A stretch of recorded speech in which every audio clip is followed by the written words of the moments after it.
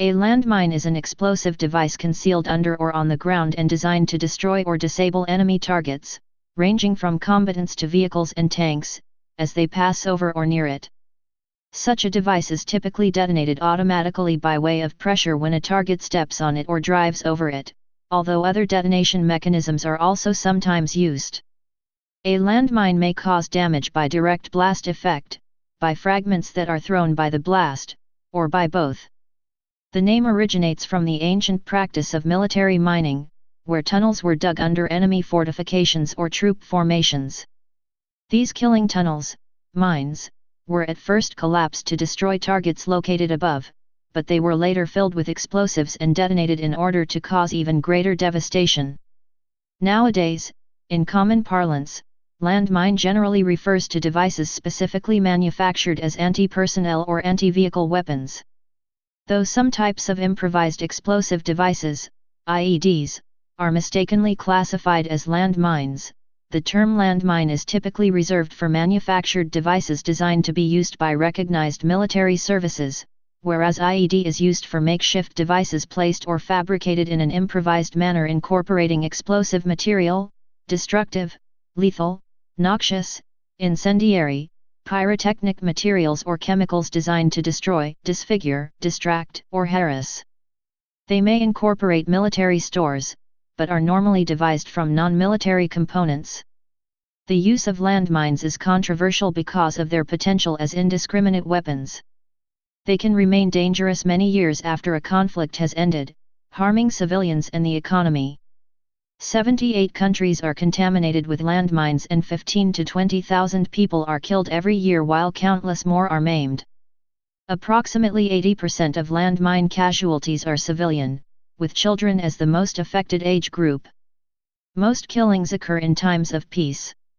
With pressure from a number of campaign groups organized through the international campaign to ban landmines, a global movement to prohibit their use led to the 1997 Convention on the Prohibition of the Use, Stockpiling, Production, and Transfer of Anti-Personnel Mines and on their destruction, also known as the Ottawa Treaty.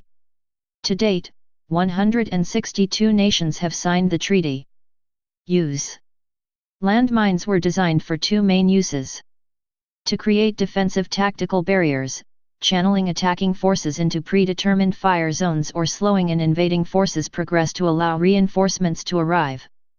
To act as passive area denial weapons, to deny the enemy use of valuable terrain, resources, or facilities when active defense of the area is not desirable or possible. Landmines are currently used in large quantities mostly for this first purpose, thus their widespread use in the demilitarized zones, DMZs, of likely flashpoints such as Cyprus, Afghanistan, and Korea. As of 2013, the only governments that still laid landmines were Myanmar in its internal conflict, and Syria in its civil war. Landmines continue to kill or injure at least 4,300 people every year, even decades after the ends of the conflicts for which they were placed. History. Pre-modern development. Jiao Yu in the preface to his Hualongjing Quanzi, written in 1412 AD, claimed that in the 3rd century, the Chancellor Zhujiang of the Shu Han state had used not only fire weapons but landmines in the Battle of Hulagu Valley against the forces of Sima Yi and his son Sima Zhao of the rival Cao Wei state. This claim is dubious, as gunpowder warfare did not develop in China until the advent of the flamethrower, Pen Huoqi, in the 10th century, while the landmine was not seen in China until the late 13th century. Explosive landmines. East Asia. Explosive landmines were used in 1277 by the Chinese during the Song dynasty against an assault of the Mongols, who were besieging a city in southern China. The invention of this detonated enormous bomb was credited to one Lu Qingxia of the 13th century. The famous 14th century Chinese text of the Hualongjing, which was the first to describe hollow cast iron cannonball shells filled with gunpowder, was also the first to describe the invention of the landmine in greater detail than references found in texts written beforehand. This mid-14th century work compiled during the late Yuan dynasty and early Ming dynasty, before 1375, when its CO editor Lu Boan died, stated that mines were made of cast iron and were spherical in shape, filled with either magic gunpowder, poison gunpowder, or blinding and burning gunpowder, any one of these compositions being suitable for use. The wad of the mine was made of hard wood, carrying 3 different fuses in case of defective connection to the touch hole. In those days, the Chinese relied upon command signals and carefully timed calculation of enemy movements into the minefield, since a long fuse had to be ignited by hand from the ambushers in a somewhat far-off location lying in wait. The Hualongjing also describes landmines that were set off by enemy movement, called the ground thunder explosive camp, one of the self-trespassing, Xiphon, types, as the text says. These mines are mostly installed at frontier gates and passes. Pieces of bamboo are sawn into sections 9 feet in length, all septa in the bamboo being removed, save only the last, and it is then bandaged round with fresh cowhide tape. Boiling oil is next poured into the tube, and left there for some time before being removed. The fuse starts from the bottom of the tube, and black powder is compressed into it to form an explosive mine. The gunpowder fills up 8/10 of the tube, while lead or iron pellets take up the rest of the space, then the open end is sealed with wax. A trench 5 feet in depth is dug, for the mines to be concealed. The fuse is connected to a firing device which ignites them when disturbed. The Hualongjing describes the trigger device used for this as a steel wheel, which directed sparks of flame onto the connection of fuses running to the multiple laid landmines underneath the carefully hidden trap. Further description of how this flint device operated was not made until a Chinese text of 1606 AD revealed that a weight drive, common in medieval clockworks, had been used to work the steel wheel. The way in which the Chinese landmine trigger worked was a system of 2 steel wheels rotated by a falling weight, the cord of which was wound around their axle, and when the enemy stepped onto the disguised boards they released the pins that dropped the weights. In terms of global significance, the first wheellock musket in Europe was sketched by Leonardo da Vinci around 1500 AD, although no use of metal flint for gunpowder weapons were known before that point in Europe. Besides the use of steel wheels providing sparks for the fuses, there were other methods used as well, such as the underground sky-soaring thunder. The Ming Dynasty, 1368–1644, text of the Wubeiji, treatise on armament technology, written by Mao Yunyi in 1628, outlined the use of landmines that were triggered by the heat of a slow-burning incandescent material in an underground bowl placed directly above the train of fuses leading to the mines buried 3 feet beneath. The booby trap of this mine system had a mound where weapons of halberds, pikes, and lances were dug in, meant to entice the enemy to walk up the small mound and claim their stolen prize of war booty. When the weapons were removed from the mound, this movement disturbed the bowl beneath them where the butt ends of the staffs were, which in turn ignited the fuses. According to the Wubei Hualongjing volume of the 17th century, the formula for this slow-burning incandescent material allowed it to burn continuously for 20 to 30 days without going out.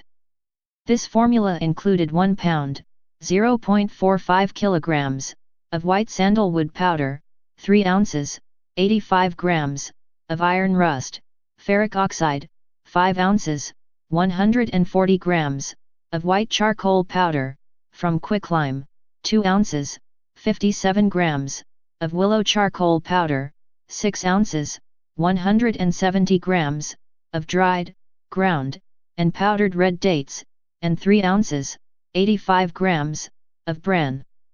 The Chinese also made use of the naval mine at sea and on the rivers of China and elsewhere in maritime battles. Europe and the United States. The first known landmine in Europe was created by Pedro Navarro, d. 1528, a Spanish soldier, who used it in the settles of the Italian castles, in the beginning of the 16th century. At Augsburg in 1573, a German military engineer by the name of Samuel Zimmermann invented an extremely effective mine known as the Flatter mine. It consisted of a fougasse, or later, sometimes a shell fougasse, that is, a fougasse loaded not with stones but with early black powder mortar shells, similar to large black powder hand grenades, activated by a snap-hands or flintlock mechanism connected to a tripwire on the surface. Combining the effects of a tripwire-activated bounding fragmentation mine with a cluster bomb, it was devastating to massed attackers but required high maintenance due to the susceptibility of black powder to dampness. Consequently, it was mainly employed in the defenses of major fortifications, in which role it continued to be used until the 1870s. In Europe in the early 18th century, improvised landmines or booby traps were constructed in the form of bombs buried in shallow wells in the earth and covered with scrap metal and slash or gravel to serve as shrapnel. Known in French as fougasse, the term is sometimes still used in the present day to describe such devices. This technique was used in several European wars of the 18th century, the American Revolution, and the American Civil War. The first modern mechanically fused high-explosive anti-personnel landmines were created by Confederate troops of Brigadier General Gabriel J. Rains during the Battle of Yorktown in 1862. As a captain, Rains had earlier employed explosive booby traps during the Seminole Wars in Florida in 1840. Both mechanically and electrically fused land torpedoes were employed, although by the end of the war mechanical fuses had been found to be generally more reliable. Many of these designs were improvised in the field, especially from explosive shells, but by the end of the war nearly 2,000 standard pattern Rains mines had been deployed. Improved designs of mines were created in Imperial Germany, circa 1912, and were copied and manufactured by all major participants in the First World War. Both sides employed land mines, defensively, and tunnel mines, offensively. Well before the war was over, the British were manufacturing landmines that contained poison gas instead of explosives. Poison gas mines were manufactured at least until the 1980s in the Soviet Union. The United States was known to have at least experimented with the concept in the 1950s. Nuclear mines have also been developed, both land and naval varieties. An example is the British Blue Peacock project, while another was the U.S. medium atomic demolition munition. Characteristics and function. A typical landmine includes the following components: firing mechanism or other device, including anti-handling devices. Detonator or igniter, sets off the booster charge. Booster charge, may be attached to the fuse, or the igniter, or be part of the main charge. Main charge, in a container, usually forms the body of the mine. Casing, contains all of the above parts. Firing mechanisms and initiating actions. A landmine can be triggered by a number of things including pressure, movement, sound, magnetism and vibration. Anti-personnel mines commonly use the pressure of a person's foot as a trigger, but tripwires are also frequently employed. Most modern anti-vehicle mines use a magnetic trigger to enable it to detonate even if the tires or tracks did not touch it. Advanced mines are able to sense the difference between friendly and enemy types of vehicles by way of a built-in signature catalog. This will theoretically enable friendly forces to use the mined area while denying the enemy access. Many mines combine the main trigger with a touch or tilt trigger to prevent enemy engineers from defusing it. Landmine designs tend to use as little metal as possible to make searching with a metal detector more difficult. Landmines made mostly of plastic have the added advantage of being very inexpensive. Some types of modern mines are designed to self-destruct, or chemically render themselves inert after a period of weeks or months to reduce the likelihood of civilian casualties at the conflict's end. These self-destruct mechanisms are not absolutely reliable, and most landmines laid historically are not equipped in this manner. There is a common misperception that a landmine is armed by stepping on it and only triggered by stepping off, providing tension in movies. In fact, the initial pressure trigger will detonate the mine, as they are designed to kill or maim, not to make someone stand very still until it can be disarmed. Anti-handling devices. Anti-handling devices detonate the mine if someone attempts to lift, shift or disarm it. The intention is to hinder deminers by discouraging any attempts to clear minefields. There is a degree of overlap between the function of a booby trap and an anti-handling device insofar as some mines have optional fuse pockets into which standard pull or pressure release booby trap firing devices can be screwed. Alternatively, some mines may mimic a standard design, but actually be specifically intended to kill deminers, such as the MC3 and PMN3 variants of the PMN mine. Anti-handling devices can be found on both anti-personnel mines and anti-tank mines, either as an integral part of their design or as improvised add-ons.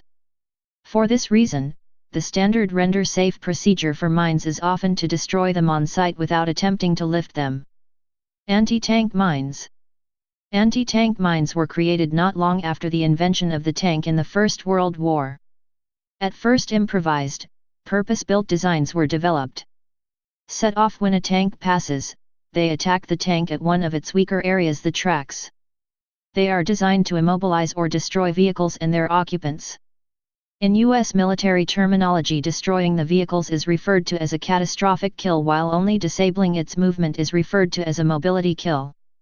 Anti-tank mines are typically larger than anti-personnel mines and require more pressure to detonate. The high trigger pressure, normally requiring 100 kilograms, 220 pounds, prevents them from being set off by infantry or smaller vehicles of lesser importance. More modern anti-tank mines use shaped charges to focus and increase the armor penetration of the explosives. Anti-personnel mines. Anti-personnel mines are designed primarily to kill or injure people, as opposed to vehicles. They are often designed to injure rather than kill in order to increase the logistical support, evacuation, medical, burden on the opposing force. Some types of anti-personnel mines can also damage the tracks or wheels of armored vehicles. Under the Ottawa Treaty, the parties undertake not to use, produce, stockpile or transfer anti-personnel mines and ensure their destruction. As of early 2016, 162 countries have joined the treaty. 36 countries, including the People's Republic of China, the Russian Federation and the United States, which together may hold tens of millions of stockpiled anti-personnel mines, are not yet party to the convention. In the asymmetric warfare conflicts and civil wars of the 21st century, improvised explosives, known as IEDs, have partially supplanted conventional landmines as the source of injury to dismounted, pedestrian, soldiers and civilians. IEDs are used mainly by insurgents and terrorists against regular armed forces and civilians. The injuries from the anti-personnel IED were recently reported in BMJ Open to be far worse than with landmines, resulting in multiple limb amputations and lower body mutilation. Warfare. In military science, minefields are considered a defensive or harassing weapon, used to slow the enemy down, to help deny certain terrain to the enemy, to focus enemy movement into kill zones, or to reduce morale by randomly attacking material and personnel. In some engagements during World War II, anti-tank mines accounted for half of all vehicles disabled. Since combat engineers with mine-clearing equipment can clear a path through a minefield relatively quickly, mines are usually considered effective only if covered by fire. The extents of minefields are often marked with warning signs and cloth tape, to prevent friendly troops and non-combatants from entering them. Of course, sometimes terrain can be denied using dummy minefields. Most forces carefully record the location and disposition of their own minefields, because warning signs can be destroyed or removed, and minefields should eventually be cleared. Minefields may also have marked or unmarked safe routes to allow friendly movement through them. Placing minefields without marking and recording them for later removal is considered a war crime under Protocol 2 of the Convention on Certain Conventional Weapons, which is itself an annex to the Geneva Conventions. Artillery and aircraft scatterable mines allow minefields to be placed in front of moving formations of enemy units, including the reinforcement of minefields or other obstacles that have been breached by enemy engineers.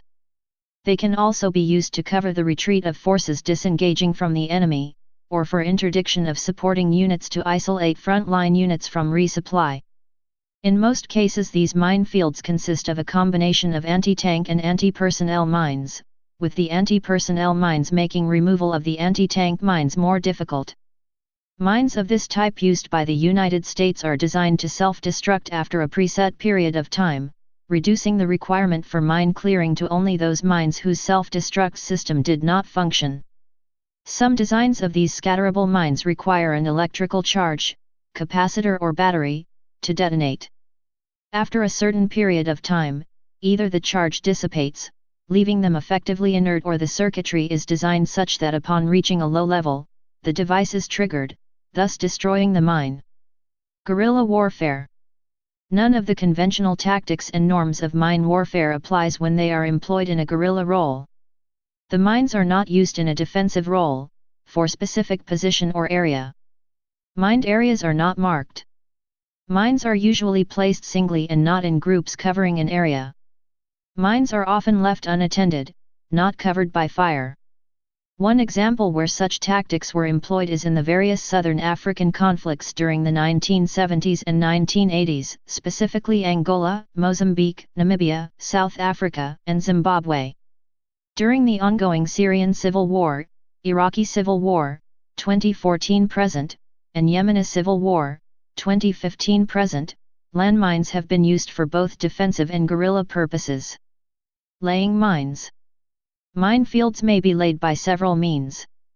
The preferred, but most labor-intensive, way is to have engineers bury the mines, since this will make the mines practically invisible and reduce the number of mines needed to deny the enemy an area. Mines can be laid by specialized mine-laying vehicles. Mine scattering shells may be fired by artillery from a distance of several tens of kilometers. Mines may be dropped from helicopters or airplanes, or ejected from cluster bombs or cruise missiles. Anti-tank minefields can be scattered with anti-personnel mines to make clearing them manually more time-consuming, and anti-personnel minefields are scattered with anti-tank mines to prevent the use of armored vehicles to clear them quickly. Some anti-tank mine types are also able to be triggered by infantry, giving them a dual purpose even though their main and official intention is to work as anti-tank weapons. Some minefields are specifically booby-trapped to make clearing them more dangerous. Mixed anti-personnel and anti-tank minefields, anti-personnel mines under anti-tank mines, and fuses separated from mines have all been used for this purpose. Often, single mines are backed by a secondary device, designed to kill or maim personnel tasked with clearing the mine. Multiple anti-tank mines have been buried in stacks of 2 or 3 with the bottom mine fused, in order to multiply the penetrating power.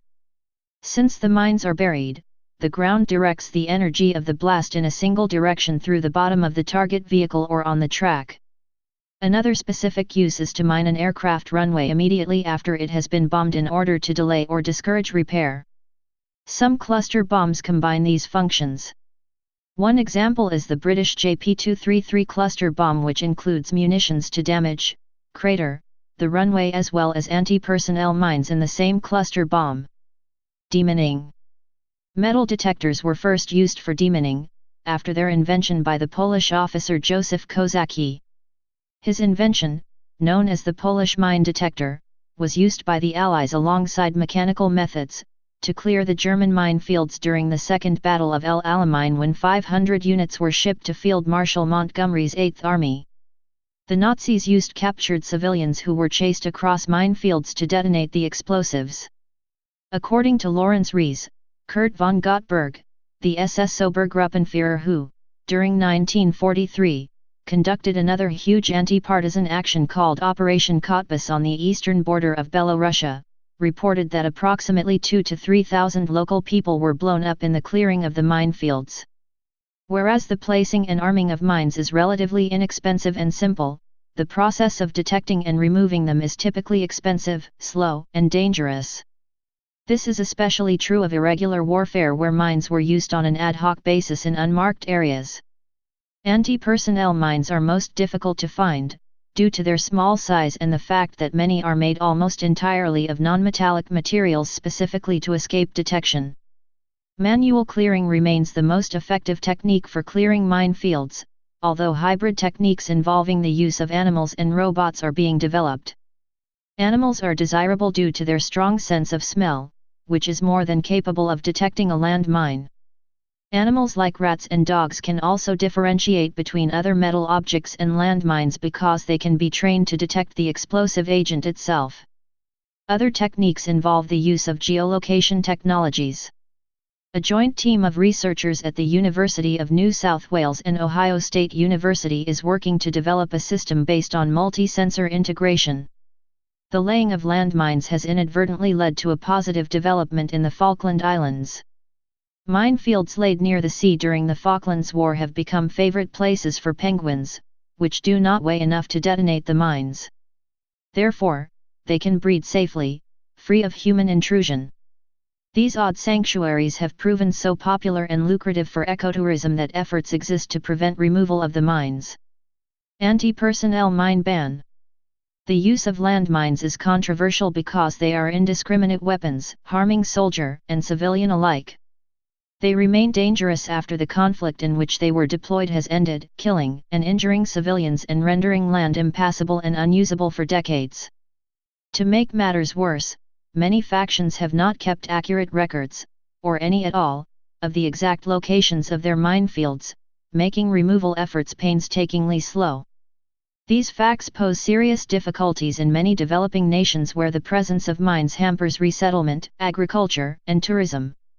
The international campaign to ban landmines campaigned successfully to prohibit their use, culminating in the 1997 Convention on the Prohibition of the Use, Stockpiling, Production, and Transfer of Anti-Personnel Mines and on their destruction, known informally as the Ottawa Treaty. The treaty came into force on March 1, 1999.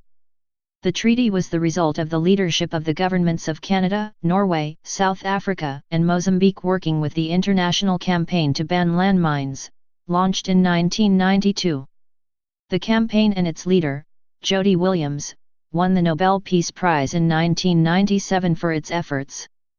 The treaty does not include anti-tank mines, cluster bombs, or claymore-type mines operated in command mode and focuses specifically on anti-personnel mines, because these pose the greatest long-term, post-conflict, risk to humans and animals since they are typically designed to be triggered by any movement or pressure of only a few kilograms, whereas anti-tank mines require much more weight, or a combination of factors that would exclude humans.